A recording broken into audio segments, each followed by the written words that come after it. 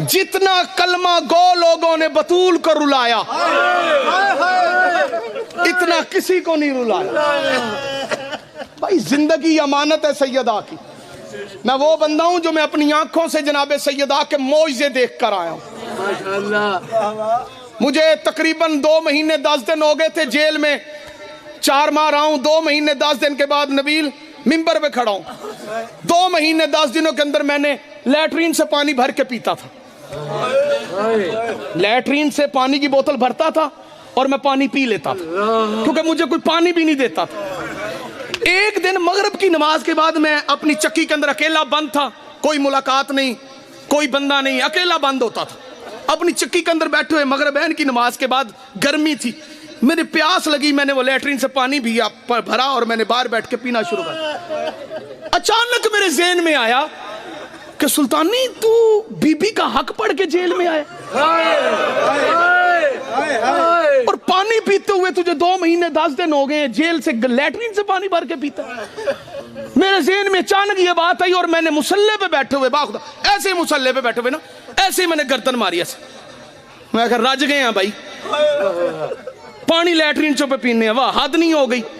میں نے اتنی بات صرف کی، ٹھیک 15 منٹ گزرے، جیل ساری 6 بجے بند ہو جاتی تھی۔ باہر ایک بندہ آیا، جس طرح یہ سامنے کیمرہ لگا ہوا ہے، وہاں پہ شیڈ ہوتا تھا، آگے میری چکی ہوتی تھی، اتنا فاصلہ ہو رہا تھا۔ اس نے وہاں سے کھڑے ہو کے کہا حامد رضا سلطانی ہے؟ میں کہا جی۔ اس نے کہا تیرے واسطے پانی دی بوتل لے کے آیا۔ میں نے کہا یا زہرا معاف کرنا، کچھ اور مانگ لیتا۔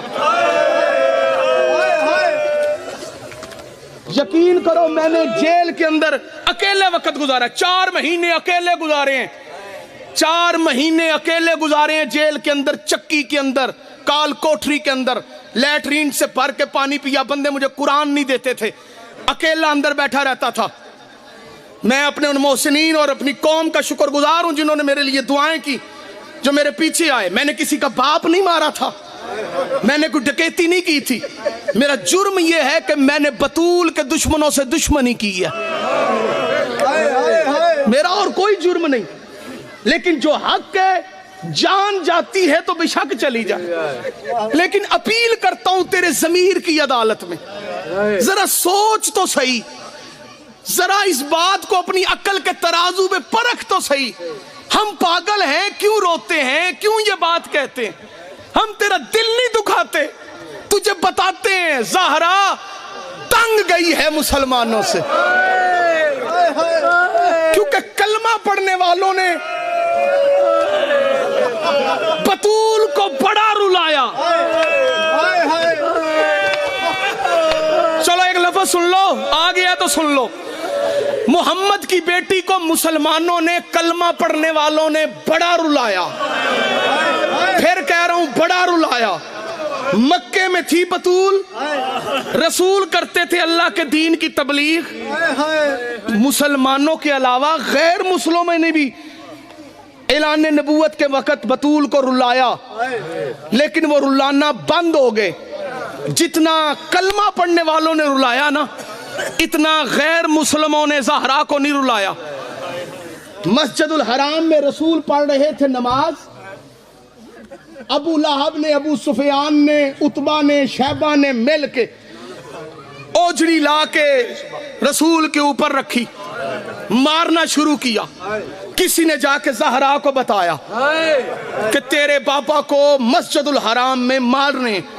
محمد کی بیٹی نے شریعت کا برقع پہنا، نالین نہیں پہنی، چلی نہیں دوڑی۔ دور سے آتے ہوئے ابو جہل نے بطول کو دیکھا، عتبہ سے کہتا ہے چھوڑ دے بیٹی آ گئی۔ ہر بندے نو گل دی سمجھ نہیں آئی، جیرے ذہن سے 10 محرم میں ہوتی ہائے نکلنی چاہی دی۔ کافر کیا کہہ رہے چھوڑ دے، کافر سائیڈ پہ ہو گئے۔ بطول نے ننھے ننھے ہاتھوں سے نا قلب عباس اوجری ہٹائی۔ رسول نماز سے فارغ ہوئے، سیدہ نے روتے ہوئے پوچھا بابا یہ تجھے کیوں مارتے؟ وکی میں نے کتابوں میں یہ سوال صرف 2 معصومہ کی زبان سے سنا ہے، ایک بڑی بطول سے، ایک چھوٹی بطول سے، ایک فاطمہ الزہرا سے، ایک فاطمہ السکینہ سے۔ ایک بیٹی نے مکے پہ پوچھا تھا بابا یہ تجھے کیوں مارتے ہیں؟ نہیں بندے گل نہیں سمجھے، جب تسی سمجھ جاندے تو میں جملہ نہ پڑھتا، لیکن مجبوراً انہوں پڑھنا پڑ۔ دوسری بیٹی نے کربلا میں پوچھا تھا بابا یہ تجھے کیوں مارتے ہیں؟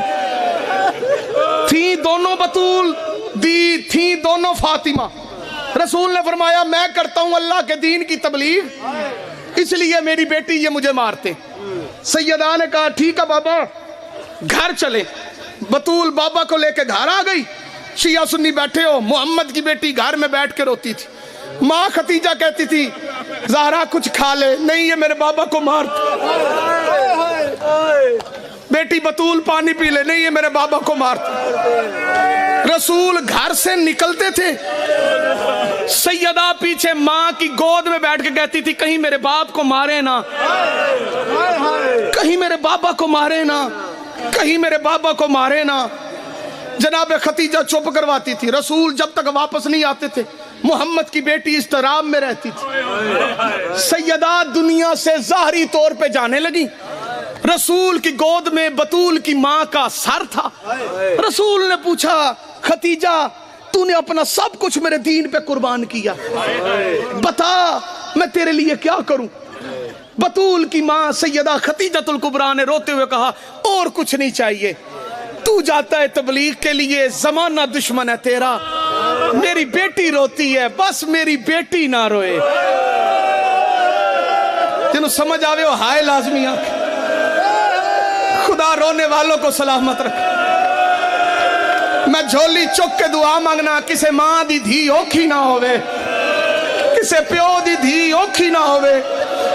جنہ دیاں دھیاں اوکھیاں ہوندیاں نہ بندے انہوں جا کے آنن دسو کرنا کی ہے، پیو پتہ ہی کہندہ بس انہوں نے آکھو میری دھی نو مارن نہیں، میری دھی نو تنگ نہ کرن۔ یقین کرو باپ تنگ آ کے یہی کہتا ہے۔ بطول کی ماں خدیجہ الکبریٰ نے روتے ہوئے کہا میری بیٹی نہ روئے۔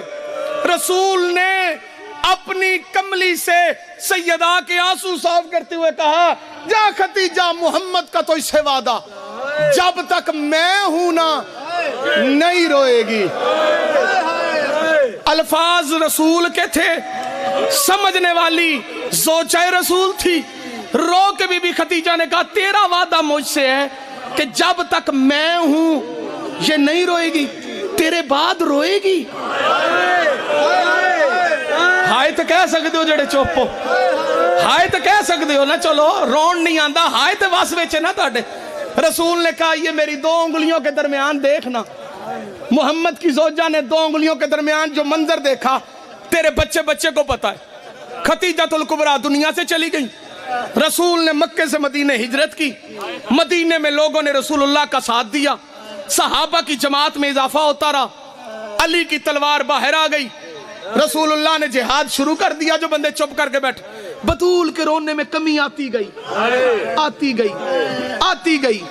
باپ جنگ پہ جاتا سیدہ روتی، جنگ سے واپس آتا زہرا خوش ہو جاتی۔ کمی آتی گئی، آتی گئی، آتی گئی۔ رسول خدا ظاہری طور پہ پردہ کر گئے۔ اے تانو اینا چپ تانو سا دین واسطے کوئی چپ کرایا ہے۔ جملے میرے کو بڑے سختان میں پڑے نہیں کیونکہ مومن دا دل نرم ہوندہ ہے۔ محمد کی بیٹی کے رونے میں اضافہ 28 سفر کو ہوا۔ بطول گھر میں بیٹھ کے رو رہی تھی، سفر کی 28 تھی۔ نبیل پٹی 30 سفر کو علی نے رسول کو دفن کیا۔ اس وقت محمد کی بیٹی کے رونے میں اضافہ ہوا جب فضا نے بتایا تیرے باپ کے جنازے میں 7 بندے تھے۔ نہیں بندیاں نو سمجھ آئی؟ میرے خیال نہ من چھڑ دینا چاہیے دے۔ تیرے باپ کے جنازے میں اتنے بندے تھے۔ زہرا کی چیخ نکلی، رو کے کہتی یا علی بھرا مدینہ مسلمانوں کا، میرے باپ کے جنازے میں بندے کیوں نہیں آئے؟ علی نے کہا سقیفہ بنو سعدہ میں میٹنگ جاری تھی، محمد کے جانشین کے لیے بطول کے رونے میں اضافہ ہوا۔ اب کلمہ گو نے بطول کو رلانا شروع کیا، میں غلط پڑھوں بروز معاشر رسول میری سفارش نہ کرے، اگر تو سن کے یقین نہ کرے پھر تو جانے، محمد کی بیٹی جانے۔ لا قرآن میں حاشیے میں لکھ دیتا ہوں، محمد کی بیٹی کے رونے میں اس وقت اضافہ ہوا جب بطول کو کسی نے آ کے بتایا تیرے باغ پہ قبضہ ہو گیا، علی سے حق کے خلافت چھن گیا، ہائے تو کہہ سکتے ہو نا۔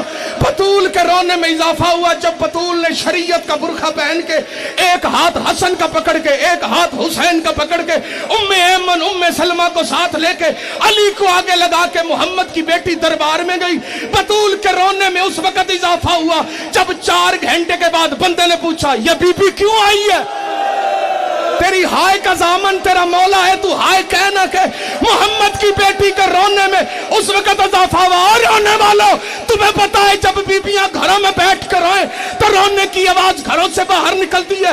قرآن کی عزت کی قسم بطول کے رونے کی آواز اس وقت پورے مدینے نے سنی جب بطول نے ایک ہاتھ حسن کے سر پہ رکھا ایک ہاتھ حسین کے سر پہ رکھا اور رو کے کہا اللہ کی قسم میں جھوٹی نہیں۔ ماتم کرنا تیرے مذہب میں ماتم جائز، خدا تیری ہائے قبول کرے، خدا تیری ہائے قبول کرے۔ تب سے بطول کے رونے میں اضافہ ہوا۔ مجھے مولا کے ذاکر اجازت دے تو میں ایک جملہ پڑھوں سیدوں سے معافی مانگ کے۔ بطول کے رونے میں اضافہ ہوتا گیا ہوتا گیا ہوتا گیا، اتنا اضافہ ہوا کہ گھر میں بیٹھ کے محمد کی بیٹی روتی تھی۔ چند دن بعد بندے اکٹھے ہو کے آئے، علی تو چپ کرائے گا کہ ہم کرائے؟ نہیں، یا تاری توجہ کوئی نہیں یا تیری منظوری کوئی نہیں۔ میں تے لکایا کچھ نہیں چاچا جی، وہی پڑھیا جڑا کتاباں دے لفظ نے۔ محمد کی بیٹی کے رونے کا انتظام علی نے مدینے سے باہر کیا، مکان بنوایا بیت الحزن۔ فیس بک پہ بیٹھ کے سوال کرنا بڑا آسان ہے، علی نے امام باڑے کیوں نہیں بنوائے؟ پہلا امام بارگاہ علی نے بنوایا، نام تھا بیت الحزن۔ محمد کی بیٹی اس گھر میں بیٹھ کے مدینے سے باہر روتی تھی اور سر اٹھا کے کہتی تھی بابا قبر سے نکل کے امتیوں سے پوچھ انہوں نے مجھے کیوں مارا۔ نہیں، جنہوں شرم آوے ہو بے شک ہائے نہ آکھے، جنہوں پتہ ہے زہرا اجڑ گئی ہو ہائے ضرور کہے۔ روتے روتے روتے 3 جمادی الثانی کو محمد کی بیٹی قتل ہو گئی۔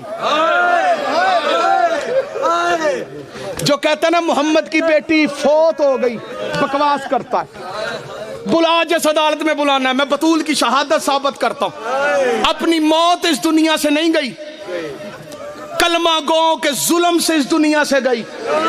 بطول نے ظاہری طور پہ آنکھیں بند کی، تسی چپ روے ہے تانوں شاید سمجھ نہ آوے، اتیاں پہنا مینوں دسن اپنے دل دے وچ جواب دین۔ جدوں دنیا تو کوئی ٹر جائے بندے آندے دکھ مک گیا ہے، پر بطول کے رونے میں کمی نہیں آئی۔ بطول کے رونے میں اس وقت اضافہ ہوا جب رمضان کے مہینے میں جبریل نے اعلان کیا قد قتل امیر المومنین۔ ہون ہائے آکھیا ہے بطول کے رونے میں اس وقت اضافہ ہوا جب مدینے کے اندر مسلمانوں نے حسن کو زہر دی۔ میں ممبر چھڑا لگا، میں نو تیرے رون دا انتظار نہیں، او ذاکر ہی نہیں جڑا مومنہ دے رون دا انتظار کرے تھی آکھیا رون گے تے میں مجلس چھڑاں گا، میں نو تے تیرے رون دا انتظار نہیں، میں تے بطول کو لو خیرات پہ اپننا تے تانو حق پہ سنانا، تسی روو نہ روو تاڑی مرضی۔ محمد کی بیٹی کے رونے میں اس وقت اضافہ ہوا جب مسجد نبوی کی چھت پہ چڑھ کے لوگوں نے حسن کے جنازے میں تیر مارے۔